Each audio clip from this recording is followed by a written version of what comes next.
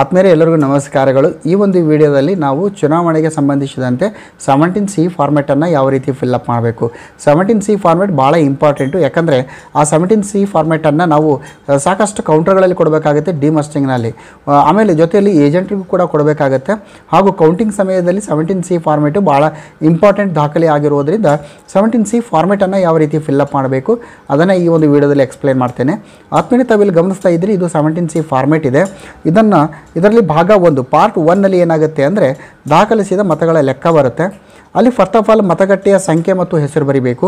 ಮತಗಟ್ಟೆಯಲ್ಲಿ ಬಳಸಲಾದ ಮತಯಂತ್ರದ ಒಂದು ಮಾಹಿತಿ ಇದೆ। ಅದರಲ್ಲಿ ನೀವು ಕಂಟ್ರೋಲ್ ಯೂನಿಟಿನ ನಂಬರ್, ಇಲ್ಲಿ ನಾನು ಮಾಡಲ್ ಆಗಿರುವಂಥ ಒಂದು ನಂಬರ್ಸನ್ನು ಹಾಕಿದ್ದೀನಿ, ಒಂದು ECO ಈ ರೀತಿ ಕಂಟ್ರೋಲ್ ಯೂನಿಟಿನ ಒಂದು ಕ್ರಮ ಸಂಖ್ಯೆ, ಬ್ಯಾಲೆಟಿಂಗ್ ಯೂನಿಟಿನ ಕ್ರಮ ಸಂಖ್ಯೆ, VVPATನ ಕ್ರಮ ಸಂಖ್ಯೆಯನ್ನು ಬರೀಬೇಕು। ಇದಾದಮೇಲೆ ಮತಗಟ್ಟೆಗೆ ಹಂಚಿಕೆ ಮಾಡಲಾದ ಒಟ್ಟು ಮತದಾರರ ಸಂಖ್ಯೆ ಎಷ್ಟು, ಮತದಾರರ ರಿಜಿಸ್ಟರ್ನಲ್ಲಿ 17A ಒಟ್ಟು ಮತದಾರರ ಸಂಖ್ಯೆ ಎಷ್ಟಿದೆ ಅಂದರೆ ಎಷ್ಟು ವೋಟಿಂಗ್ ಮಾಡಿದ್ದಾರೆ ಅಕಾರ್ಡಿಂಗ್ ಟು 17A, ಅಲ್ಲಿ 828 828 ವೋಟಿಂಗ್ ಆಗಿದೆ। ಅಲ್ಲಿ 49O ನಿಯಮದ ಮೇರೆಗೆ ಮತಗಳನ್ನು ದಾಖಲಿಸದಿರಲು ತೀರ್ಮಾನಿಸಿದ ಮತದಾರರ ಸಂಖ್ಯೆ 49O 40M 49ML। ಸೊ ಇದರಲ್ಲಿ ಏನಾದರೂ ಮತದಾನ ಮಾಡಲಿಕ್ಕೆ ನಿರಾಕರಿಸಿದರೆ ಅದನ್ನು ನೀವು ಮಾಡಬೇಕು, ಅದರ್ವೈಸ್ ಡ್ಯಾಶನ್ನು ಕೊಡಿ।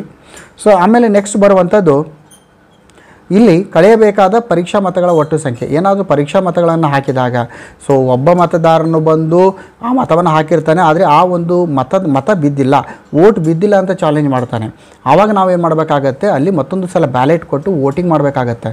ಸೊ ವೋಟಿಂಗ್ ಮಾಡಿದಾಗ ಅಲ್ಲಿ ಮತ ಏನಾದರೂ ಬಿದ್ದರೆ ನಾವು ಕೂಡಲೇ ಆ ಒಬ್ಬ ಆಕ್ಷೇಪಣೆ ಮಾಡಿರುವಂಥ ವ್ಯಕ್ತಿಯನ್ನು ಪೊಲೀಸ್ ಸುಪರ್ದಿಗೆ ಒದಗಿಸಬೇಕು, ಜೊತೆಯಲ್ಲಿ ಇಲ್ಲಿ ಆ ಒಂದು ಮತವನ್ನು ಎಂಟ್ರಿ ಮಾಡಿ ಅದನ್ನು ಕಳಿಬೇಕಾಗತ್ತೆ।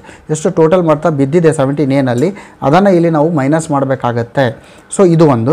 ಅದಾದಮೇಲೆ ಮತಯಂತ್ರದ ಪ್ರಕಾರ ಎಷ್ಟಿದೆ, 17A ಪ್ರಕಾರ ಎಷ್ಟು ಬಿತ್ತು, ಇಲ್ಲಿ ಮತಯಂತ್ರದ ಪ್ರಕಾರ ಎಷ್ಟು ವೋಟಿಂಗ್ ಆಗಿದೆ ಅದನ್ನು ತೋರಿಸ್ತೀವಿ।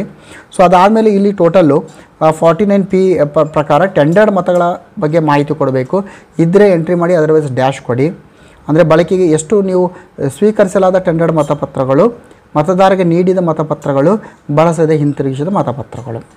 ಆಮೇಲೆ ನೆಕ್ಸ್ಟು ಪೇಪರ್ ಸೀಲ್ಗಳ ಲೆಕ್ಕ, ಬಳಸುವುದಕ್ಕೆ ಒದಗಿಸಲಾದ ಪೇಪರ್ ಸೀಲುಗಳು ಎಷ್ಟು 2 ಇದೆ, ಆ ಪೇಪರ್ ಸೀಲುಗಳ ಒಂದು ನಂಬರ್ಸು, ಬಳಸಲಾದ ಪೇಪರ್ ಸೀಲುಗಳು ಎಷ್ಟು ಬಳಸಲಾದ ಅದರ ಬಗ್ಗೆ ಬರಿಬೇಕು।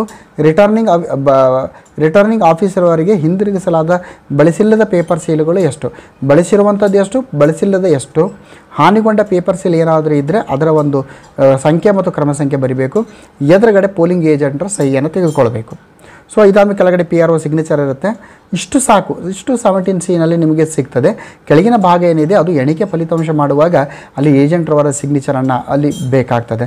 ಸೊ ಆದಮೇಲೆ 17C ಫಾರ್ಮೆಟ್ ಭಾಳ ಇಂಪಾರ್ಟೆಂಟು, ಸಾಕಷ್ಟು ಪ್ರಮಾಣದಲ್ಲಿ ಈ ಒಂದು 17C ಫಾರ್ಮೆಟನ್ನು ರೆಡಿ ಮಾಡ್ಕೊಳ್ಳಿ, ಒಂದು ಮಿನಿಮಮ್ 10+, ಯಾಕಂದರೆ ಏಜೆಂಟ್ಸ್ ಏನಾದರೂ ನಿಮಗೆ 5-6 ಬಂದರೆ ಪ್ರತಿಯೊಬ್ಬರಿಗೂ ಕೂಡ 17C ಕೊಡಬೇಕು। ಇಲ್ಲಿ ಮತ್ತು ನಿಮಗೆ ಡಿಮಸ್ಟಿಂಗ್ನಲ್ಲಿ ಸಾಕಷ್ಟು ಪ್ರತಿಯೆಲ್ಲ ಅವುಗಳನ್ನು ಕೊಡಬೇಕಾಗತ್ತೆ। ಆ ಒಂದು ನಿಟ್ಟಿನಲ್ಲಿ ನೀವು ಖಂಡಿತವಾಗಿಯೂ ಕೂಡ 17C ಫಾರ್ಮೆಟ್ಸನ್ನು ನೀವು ಮ್ಯಾಕ್ಸಿಮಮ್ ಪ್ರತಿಗಳಲ್ಲಿ ಅದನ್ನು ತಯಾರನ್ನು ಮಾಡಿಕೊಳ್ಳಿ। ಸೊ ಆದಮೇಲೆ ಈ ಒಂದು ವಿಡಿಯೋ ಖಂಡಿತವಾಗಿ ಕೂಡ ನಿಮ್ಮ ಚುನಾವಣೆಯನ್ನು ಫ್ರೀ ಆ್ಯಂಡ್ ಫೇರ್ ಎಲೆಕ್ಷನ್ಸನ್ನು ಮಾಡುವ ನಿಟ್ಟಿನಲ್ಲಿ ಹಾಗೂ ಚುನಾವಣೆ ಅತ್ಯಂತ ಭಾಳ ಈಸಿಯಾಗಿ ಹೋಗುವ ನಿಟ್ಟಿನಲ್ಲಿ ನಮ್ಮ ಯೂಟ್ಯೂಬ್ ಚಾನಲ್ ಇಲ್ಲಿ ಸರಣಿ ವಿಡಿಯೋಗಳನ್ನು ಮಾಡಿದೆ, ಈಗಾಗಲೇ ಸುಮಾರು ವಿಡಿಯೋಗಳನ್ನು ನಾವು ಅಪ್ಲೋಡನ್ನು ಮಾಡಿದ್ದೇವೆ। ಈ ಒಂದು ವಿಡಿಯೋಗಳು ನಿಮ್ಮ ಚುನಾವಣೆಯನ್ನು ಯಶಸ್ವಿಯಾಗಿ ಸಕ್ಸಸ್ಫುಲ್ಲಾಗಿ ಕಂಪ್ಲೀಟ್ ಮಾಡುವ ನಿಟ್ಟಿನಲ್ಲಿ ಉಪಯೋಗವಾಗಿರ್ಬೋದು।